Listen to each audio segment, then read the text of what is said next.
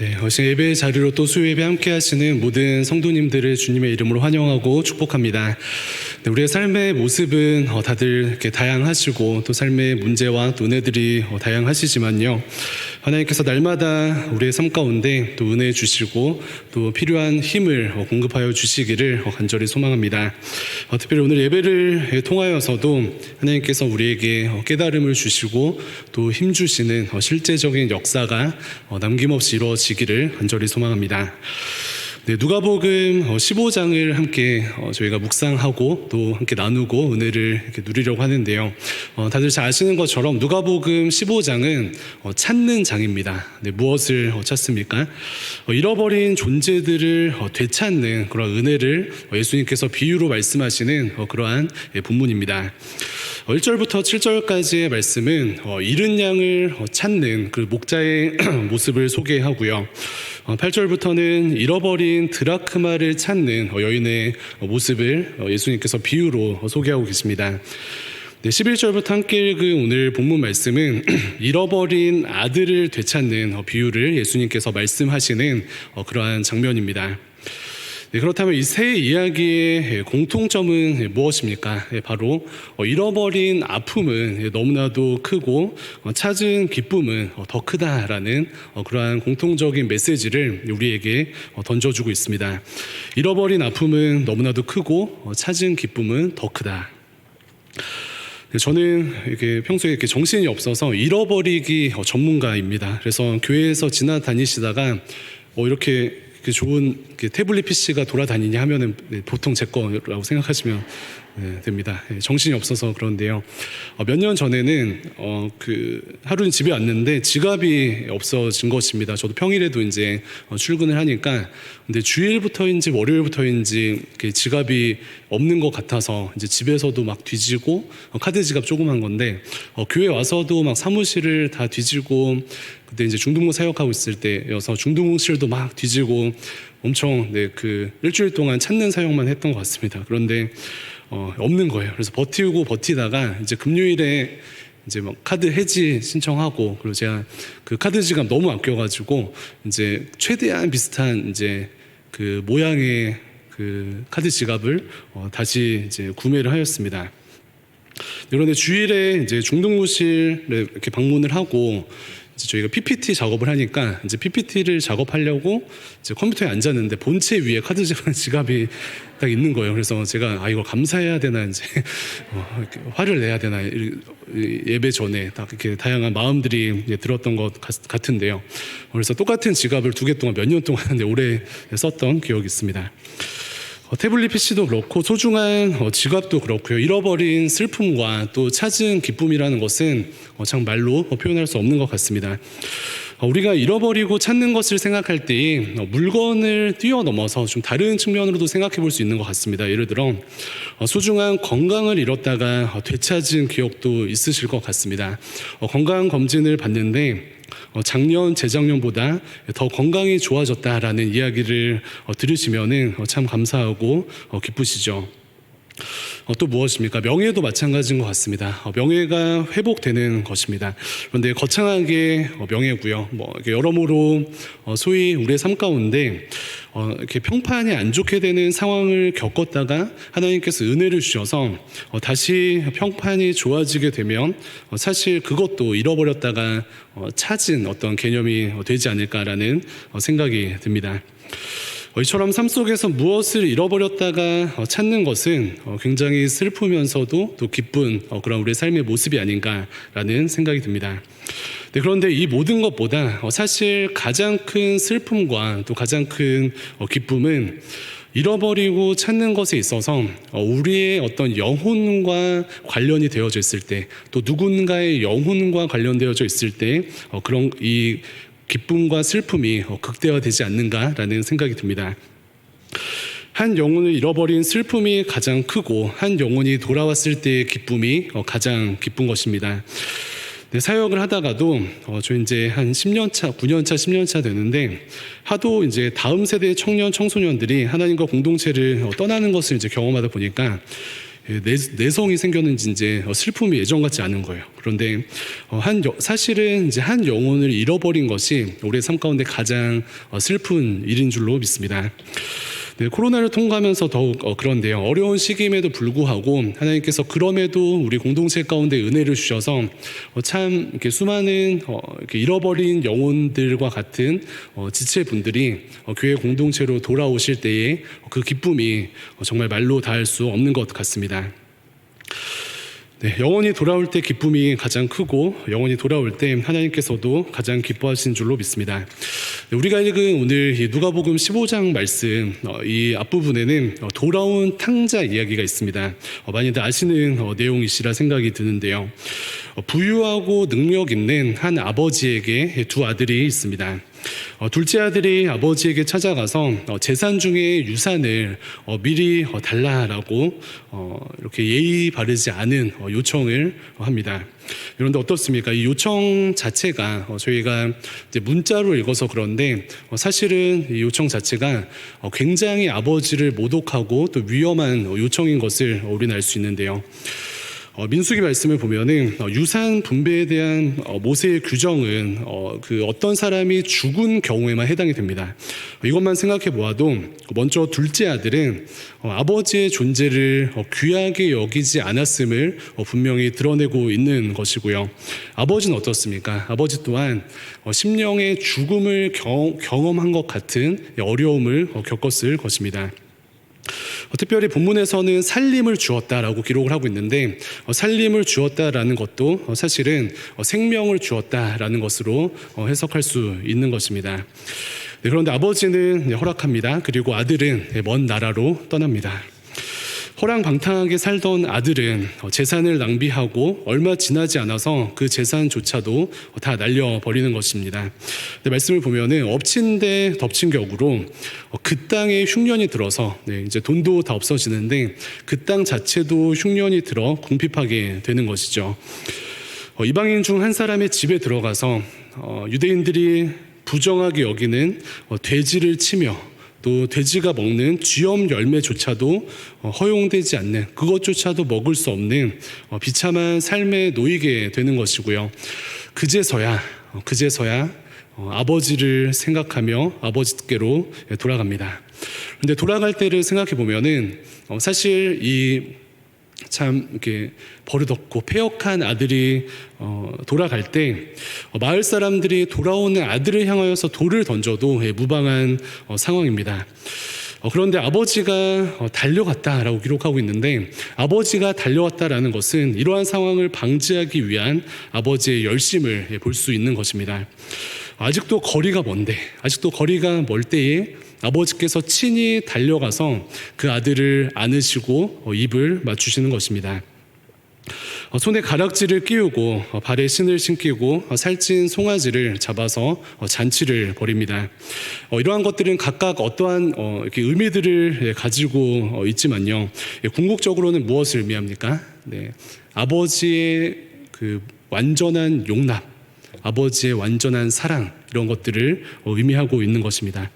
그래서 먼저는 이 돌아온 탕자에 대한 어떤 은혜를 묵상할 때에 완전한 용납의 하나님께 달려가시는 이러한 은혜가 우리 모두에게 임하기를 주님의 이름으로 축원드립니다.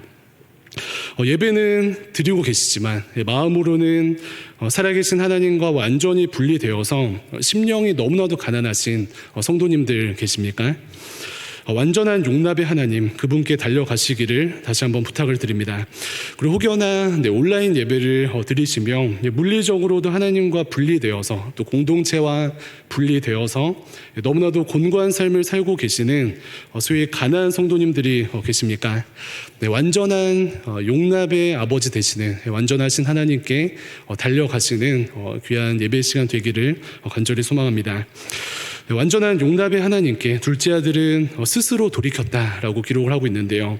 우리도 하나님께서 주신 이 자유의지를 가지고 하나님께 다양한 모습으로 스스로 돌이켜 나아갈 때에 하나님께서 항상 두 팔 벌려 자녀된 우리들을 환영해 주실 줄로 믿습니다. 아니 주변의 모든 정죄 또한 잠식시킬 강력하신 용납으로 우리를 품어주실 줄로 믿습니다. 네, 그런데 이 말씀 가운데 한 명 더 주목할 사람이 있습니다. 누구입니까? 네, 오늘 이렇게 본문을 읽으셔서 눈치를 이렇게 채셨을 텐데요. 네, 바로 탕자의 형 마다들을 주목해야 합니다. 성경에서는 필요 없는 이야기는 절대 하지 않습니다. TV나 이제 드라마, 영화를 보면은 필요 없는 장면들은 절대 기록되지 않습니다. 그 커트 하나하나가 무조건 의미가 있는 것입니다. 그래서 영화도 이제 그 여러 번 보시는 것이 굉장히 의미가 있는 것은요. 좋아하는 영화들을 드라마 한 편을 여러 번 보시다 보면은 이 장면이 왜 기록되었는지 저희가 깨닫게 되지 않습니까? 그러한 측면에서 성경에서 기록하는 것은 버릴 것이 없고 필요하다라는 그런 말씀입니다. 그래서 잃어버린 탕자의 이 이야기도 이 15장 24절까지만 기록이 되고 소위 그 해피엔딩으로 끝나게 되면은 전혀 문제가 없지만 성경은 25절부터 32절까지 무려 8장이라는 엄청난 분량을 하는데요. 그만큼 중요하다라는 그런 의미를 가진 것입니다. 잃은 양, 잃은 드라크마, 잃은 아들을 얻은 이야기의 결말이 이 마다들에 대한 이야기라는 것은 중요하다라는 것이고요. 특별히 8절이나 할애했다라는 것은 그만큼 중요함을 보여주는 그런 말씀입니다. 그래서 하나님께서 이 말씀을 통해 나에게 앞서 말씀드린 이 둘째 아들에 대한 메시지를 주실 수도 있고요. 또 지금부터 이야기하는 마다들에 대한 메시지를 주실 수도 있겠습니다. 그렇다면 마다들의 이야기는 무엇입니까? 이 마다들의 스토리를 저희가 쫙 이렇게 훑어보게 되면은 마다들이 아버지께 서운하다는 것입니다. 아버지를 향하여서 서운함을 토로하는 것입니다. 밭에 있다가 돌아온 마다들은 버릇없고 방탕한 동생을 위한 그러한 성대한 장치가 벌어지고 있다는 사실이 납득되지 않는 것입니다. 그래서 화가 나서 아버지께 따지고 있습니다. 무엇이라고 따집니까?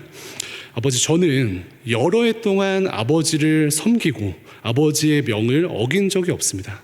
그런 나에게는 염소 새끼 한 마리 주어 나와 내 벗으로 즐기게 하신 일이 없더니 불효막심한 동생을 위해서는 살찐 송아지를 잡다니요 라는 불평의 외침인 것입니다.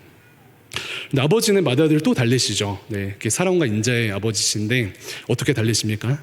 야, 사랑하는 아들아, 내 것이 너의 것이고 너는 나와 항상 함께 있는데 왜 소위 입이 대팔 나왔느냐. 네 동생은 죽었다 살았는데 기뻐하는 것, 네 동생은 죽었다 살았는데 잔치하는 것이 마땅하지 않느냐라는 아버지의 대답입니다.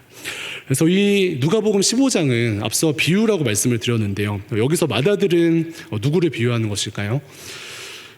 이 세상의 모든 마다들을 비유한 것일까요? 아니겠죠. 바로 유대 종교 지도자들입니다. 오늘 그 본문 15장 1절과 2절 말씀을 함께 읽어보도록 하겠습니다. 15장 1절과 2절입니다. 시작. 모든 세리와 죄인들이 말씀을 들으러 가까이 나아오니 바리새인들이 수군거려 이르되 이 사람이 죄인을 영접하고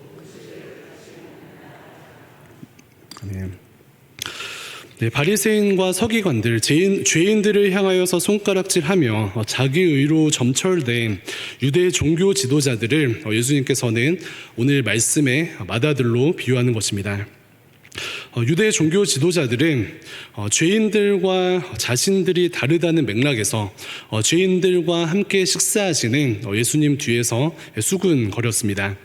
그리고 중심에는 죄인들을 환영하는 예수님에 대한 또 하나님에 대한 분노가 있었던 것 같습니다. 그래서 이것을 지적하신 건데요. 그렇다면 마다들은 구체적으로 어떤 모습이고 또 문제가 있다면 그 문제의 원인은 무엇이겠습니까? 먼저 마다들에게는 열심이 있었습니다. 25절 말씀을 보면은 25절에 그 마다들은 밭에 있다가 돌아왔다라고 기록하고 있습니다. 밭에서 놀다 왔을까요? 일하다 왔을 것 같습니다. 동생이 돌아온 날만 우연찮게 일을 한 것이 아니라 밭에서 성실하게 일하는 열심의 삶을 살았다고 생각이 듭니다. 네, 그리고 29절 말씀을 보면은 아버지의 명을 어긴 적이 없었다라고 기록을 하고 있습니다. 그래서 열심에 기반한 철저한 순종의 삶을 산 것을 마다들의 삶을 우리가 진단할 수 있는 것입니다. 네, 그리고 이와 더불어서 마다들에게 있는 장점 중에 하나는 디테일입니다. 아버지에게 따지는 것을 보니까 굉장한 디테일이 있습니다. 뭐 진짜 별것을 다 기억하면서 아버지께 따집니다. 그래서 부부싸움을 하실 때에 그 상대방의 디테일에 놀라시지 않습니까? 나는 전혀 기억하지 못했는데 그런 역사를 꼬집어줘서 다시 역사를 정리하게 해주는 상대방에게 감탄하실 것입니다. 열심과 순종 그리고 디테일 이러한 어떤 이렇게 삶의 이렇게 모습들은요 어찌 보면은 굉장히 귀한 덕목 중에 하나 아닙니까? 열심히 있어야 무엇이라도 이루고 디테일이 있어야 꼼꼼하게 할 수 있습니다. 네, 그런데 아이러니하게도 마다들의 열심과 디테일의 열매는 무엇이었습니까? 오늘 본문 말씀 이야기하는 것처럼 이 열심과 디테일의 열매는요 자기 의와 분노였습니다. 열심과 디테일이 있지만 아버지께 불평을 내놓는 모습을 보면은 그것의 열매는 자기 의와 분노로 가득 차 있는 것을 볼 수가 있습니다. 그래서 앞서서 다시금 나는 삶 가운데 오늘 말씀 가운데 비춰보았을 때 탕자처럼 회개해야 하는 것인가 아니면 마다들처럼 회개해야 하는가 돌아보는 은혜를 말씀드렸습니다. 그래서 혹시나 나의 삶 가운데 이 마다들의 열심과 디테일 그리고 순종의 삶은 있는데 그것이 선한 결과보다는 아이러니하게도 열심을 내면 낼수록 또 순종을 하면 할수록 화가 나고 또 열심을 내면 낼수록 순종을 하면 할수록 예수님보다 내가 더 드러나는 그런 삶의 모습이 있다면 어떻게 합니까? 네, 회개해야 할 줄로 믿습니다. 32절 마지막 부분에 보시면은 예수님께서 마다들을 향하여서 마땅한 삶을 살아야 함을 애타는 심경으로 말씀하시는데요. 예를 들어 마다들아 너는 지금 분노하는 것이 마땅한 것이 아니라 살아 돌아온 이 너의 사랑하는 동생을 보고 같이 기뻐하고 또 그것을 기뻐하는 나와 함께 같이 기뻐하는 것이 마땅한 삶인데 너는 왜 그러한 마땅한 삶을 살고 있지 않느냐라는 예수님의 이렇게 말씀입니다. 앞부분에서도 마다들의 이러한 모습을 볼 수가 있는데요. 마땅한 삶을 살아야 하는데 누군가의 기쁨을 보고 또 누군가의 회개를 보고 또 하나님께서 기뻐하시는 삶의 모습을 보고 기뻐해야 하는데 마땅하지 않는 그런 삶을 살아갈 수 있다는 것입니다. 그래서 앞부분에서도 그것을 보여주는데요. 26절부터 28절까지 마다들의 대화를 보면서 함께 살펴보도록 하겠습니다. 3절인데요. 함께 읽겠습니다. 시작. 한 종을 불러 이 무슨 일인가 물은데 대답하되 당신의 동상이 돌아왔음에 당신의 아버지가 건강한 그를 다시 맞아들이게 됨으로 인하여 살찐 송아지를 잡았나이다 하니 그가 노하여 들어가고자 하지 아니하거늘 아버지가 네, 화면 계속 띄워주시고요. 네, 동생을 위한 파티가 벌어졌을 때 종들은 당신의 동생이 돌아와서 당신의 아버지가 건강한 그를 다시 맞아들이게 되므로 살찐 송아지를 잡아 잔치 중입니다 라고 이야기합니다.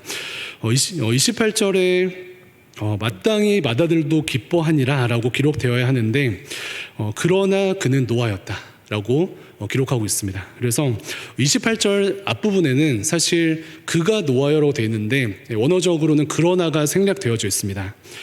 네, 화면 내려주시면요. 네, 하나님께서 생각하시는 마땅한 모습이 이 첫째 아들에게는 없다라는 하나님의 지적입니다. 돌아온 동생을 생각하며 마땅히 기뻐해야 하지만 분노하였다. 마땅히 기뻐해야 하지만 분노하였다는 그러한 지적입니다. 네, 그래서 마땅히 기뻐할 것에 기뻐하지 아니하고 자신의 생각과 또 자신의 의로움과 혹은 자신의 분노로 인하여서 하나님께서 마땅히 여기시는 것들을 마땅하게 여기지 아니하고 여전한 완악함으로 살아가는 마다들의 모습을 발견하게 되는 것입니다. 사랑하는 성도님들, 우리의 삶은 어떻습니까? 나는 탕자의 모습입니까? 아니면 마다들의 모습입니까? 하나님 앞에서 질서 있는 삶도 너무나도 중요하지만요. 혹여나 마다들의 모습처럼 하나님의 시선과 반대되는 모습으로 우리의 삶을 바라보고 하나님의 시선과 반대되는 모습으로 주변 영혼들을 바라보고 있지는 않는지 우리 자신을 돌아보기를 소망합니다.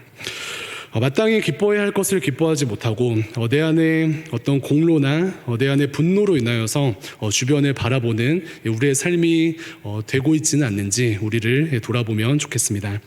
그래서 혹여나 이러한 모습이 있다면요, 우리에게 하나님의 충만하신 은혜가 가득 차고 넘치기를 간절히 소망합니다. 그래서 하나님의 의로 또 그리스도의 심장으로 마땅히 기뻐할 것을 기뻐하고 마땅히 슬퍼할 것을 슬퍼하고 예수님의 심장을 가지고 또 하나님의 시선으로 이 땅을 바라보며 또 가정과 교회 공동체를 바라보시는 또 일터를 바라보시는 모든 성도님들 되시기를 주님의 이름으로 축원드립니다. 네, 그렇다면 마다들의 본질적인 문제는 무엇일까요? 열심히 있는 마다들에게 왜 마땅한 기쁨과 마땅한 감사가 없는 것입니까? 네, 그것은 아버지와 함께하지만 함께하지 않기 때문입니다. 무엇입니까? 이 마다들의 문제는 아버지와 함께하지만 함께하지 않는 것이 문제입니다. 무슨 말인가요? 아버지와 함께 살아가는 것 같지만 진한 인격적인 교제가 없다는 것입니다. 한 걸음 더 나아가서 냉정하게 생각하면은 아버지와의 친밀함은 삶 가운데 찾아볼 수 없고, 더 나아가서는 아버지가 주시는 그 무엇에만 목적이 되어져 있기 때문에 열심과 헌신은 있지만 마땅한 감사와 기쁨과 그리스도의 심장과 하나님의 시선은 있지 않다라는 그러한 결론입니다. 그래서 23절과 29절을 함께 띄워주시면요, 이 두 구절을 비교를 해볼 텐데요. 두 절에서 차이가 있는데 발견을 하셨습니까? 네, 아버지의 그 둘째 아들을 맞아들이는 아버지의 어떤 반응과 또 이 첫째 아들의 반응을 비교하는 것인데요. 차이를 발견하십니까? 둘째 아들이 돌아왔을 때 잔치에 누가 있습니까? 네, 아버지와 아들이 함께 있습니다.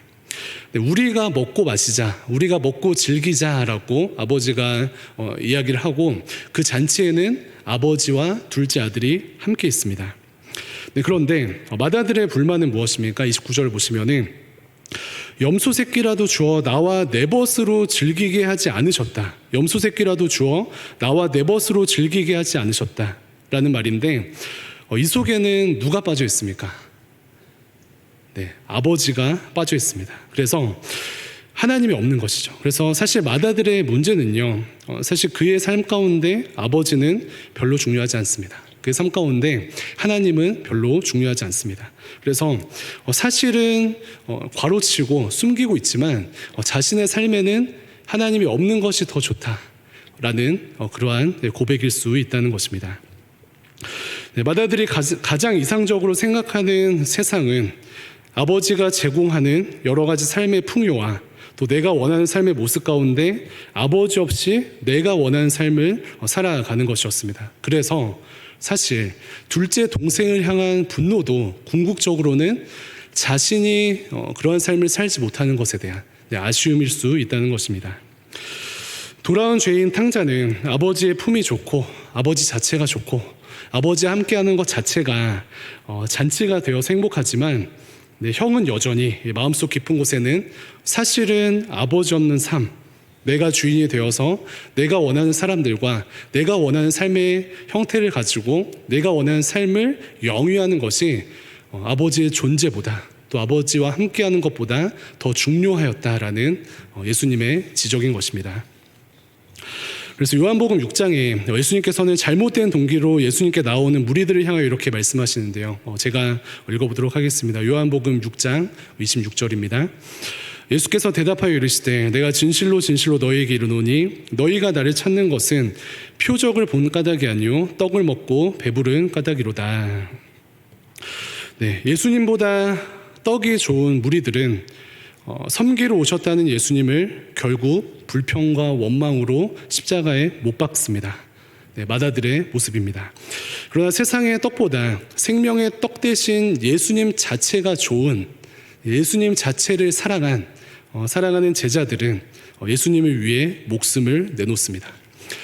네, 우리도 마찬가지인 것 같습니다. 좋은 것을 주시는 하나님이 좋은 것이 아닌 생명 되신 하나님 자체가 좋고 생명 되신 하나님 자체가 귀한 우리의 삶이 될 때에 우리의 삶 가운데 여전히 남아있는, 또 우리의 삶 가운데 여전히 우리를 괴롭히는 이 마다들의 삶의 굴레에서 벗어나게 될 줄로 믿습니다.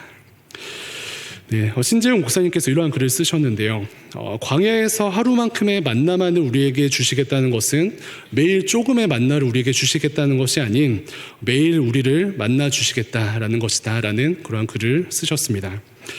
예수님께서도 주기도문에 이렇게 말씀을 하셨는데요. 날마다 일용할 양식을 주시는 것을 간구하였습니다.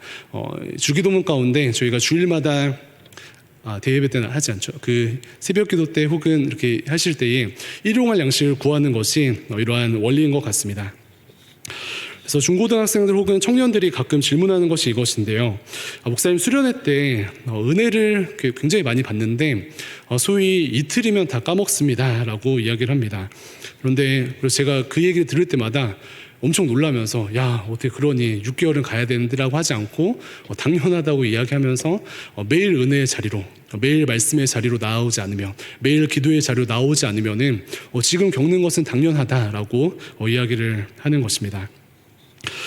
네, 그래서 매일 말씀 앞에 기도 앞에 나아가지 않으면은 시간을 내어 깨어 기도하지 않으면 사단의 영향 아래 사는 것은 당연한 것을 이야기하는 것입니다. 그래서 지난주에 한 청년이 이렇게 이야기하더라고요. 목사님 수련회 때 은혜 너무 많이 받았는데 그 은혜를 버스에 두고 내려서 버스가 가버렸습니다. 이렇게 이야기하는 것입니다. 그래서 그 버스를 찾아야 되는데 연락처를 막 묻고 했었는데요. 삶에서 너무 치열하고 은혜가 없다는 것입니다. 그래서 저의 그 사역의 궁극적인 비전 중에 하나는 이렇게 우리가 바쁘고 힘들지만 이런 원리를 가져와서 매일이 수련회 되게 하라라는 것이 이제 저의 사역의 목적 중에 하나입니다. 그래서 날마다 말씀 앞에 치열하게 또 날마다 기도의 자리로 나아가게 되면은 네, 그 은혜를 버스에 두고 혹은 지하철에 두고 살아가는 삶이 아닌 날마다 은혜 가운데 거하는 삶을 살 것이기 때문입니다. 네, 아무쪼록 하나님께서 만나를 매일 주시는 것도 네, 그 일용할 양식에 대한 영적인 원리가 있을 것이고요. 또 앞서 말씀드린 목사님의 말씀처럼 하나님께서는 성도가 만나의 양식보다 하나님을 사랑하고 하나님 자체를 귀하게 여기고 하나님 자체를 존귀하게 여겨서 매일 만나는 삶으로 들어오게 하기 원하시는 하나님의 어떤 사랑의 초청인 것을 기억하는 우리의 삶이 되었으면 좋겠습니다. 네, 그런데 마다들의 고백은 무엇입니까? 나와 내 벗으로 즐기게 하소서. 아버지는 상관없습니다. 나와 내 벗으로 즐기게 하시고 당신이 주신 그 무엇으로 내가 풍요롭게 하여 주시옵소서. 내가 원하는 삶을 살게 하여 주시옵소서라는 것이 마다들의 잘못된 문제인 줄로 믿습니다. 네, 말씀 정리하도록 하겠습니다. 코로나로 참 고립된 시기이지만요. 그럼에도 불구하고 사단의 뒤통수를 치며 하나님과의 깊이 있는 연결됨을 통하여서 참된 샬롬과 은혜를 누리시는 모든 성도님들 되시기를 주님의 이름으로 축원드립니다. 탕자처럼 회개할 것들을 회개하며 먼저는 실제적인 돌이킴이 우리의 삶 가운데 이루어지기를 소망합니다. 예수님을 처음 만나는 그 순간부터 날마다 하나님께로 돌아가는 그 실제적인 은혜를 누리는 우리의 삶이 되었으면 좋겠습니다. 무엇보다 마다들처럼 하나님 앞에 혹여나 우리의 삶 가운데 감사는 계속해서 사라지고 정죄와 원망은 계속해서 늘어난다면은 다름 아닌 아버지 대신 하나님과의 관계를 돌아보는 우리의 삶이 되었으면 좋겠습니다. 하나님께서 주시는 그 무엇이 필요한 것이 아닌 하나님 자체를 구하고 하나님과의 깊은 교제를 날마다 즐거워할 때에 하나님께서 주신 은혜의 충만함으로 우리의 삶에는 정죄와 분노가 아닌 하나님의 샬롬과 또 기쁨이 넘치게 될 줄로 믿습니다.